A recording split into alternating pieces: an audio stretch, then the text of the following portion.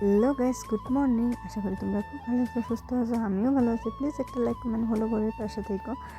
তো সকালে উঠে ভাবলাম প্রথমে কি করি, তো ভাবলাম আর ভাবার দরকারই নেই, কেন কি উঠানটাই আগে ঝাড়ু দিয়ে নিই। তো ভাবলাম চটপট করে উঠানটা ঝাড়ু দিয়ে নিই।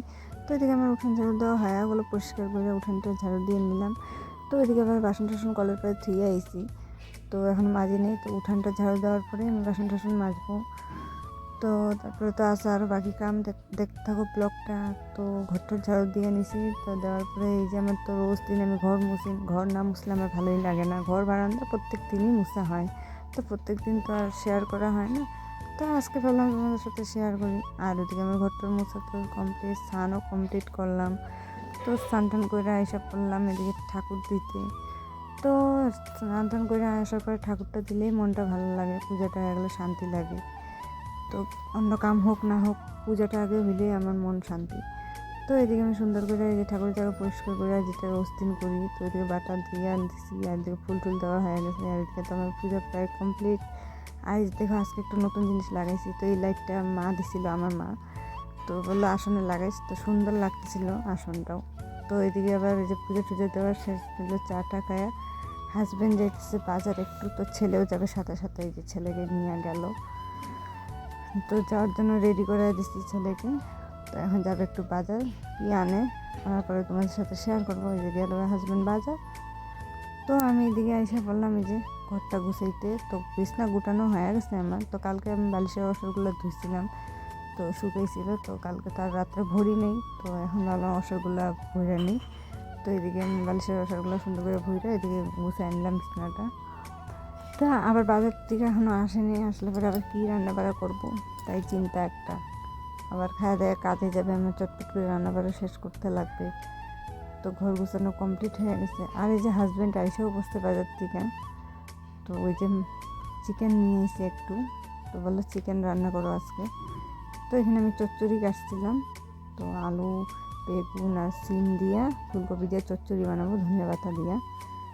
তো চচ্চড়িটা যে বসাই দিলাম, কিছুই না, তেলের মধ্যে কালো জিরা আর কাঁচা লঙ্কা দিছি, দেওয়াতে দিয়ে সুন্দর করে নাড়াচাড়া করে দিলাম। আর এদিকে ধনিয়া পাতা দিয়ে দিলাম।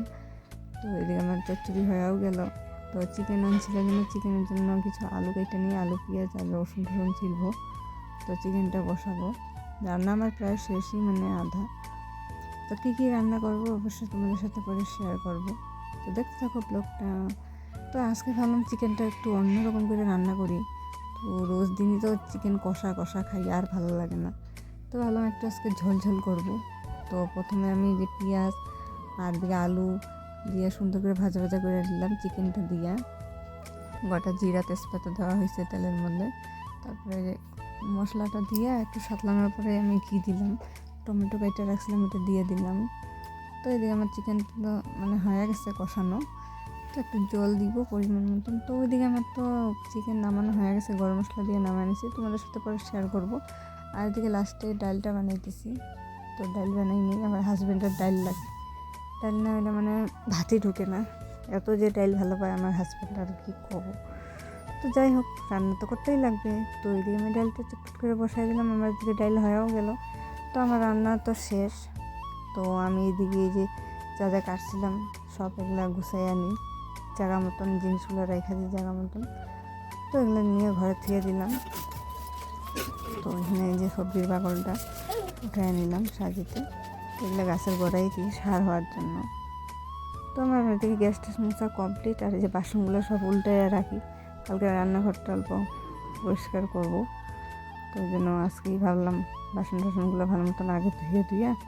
আর দেখো সকাল থেকে মানে কাম করতে করতে, মানে রান্না করতে করতে চা খাওয়ার এত বাসন হয়ে গেছে, কত বাসন। তো যাই হোক, এই যে দেখো রান্নাবান্না আজকে চচ্চড়ি রাঁধছিলাম। আর এই যে মুসুর ডাল করা হয়েছিল।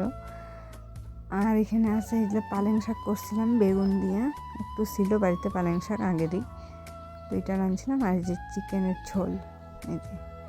তো রান্নাবাড়া তো এইখানেই আজকে এতটুকুনি রান্নাবাড়া করছি।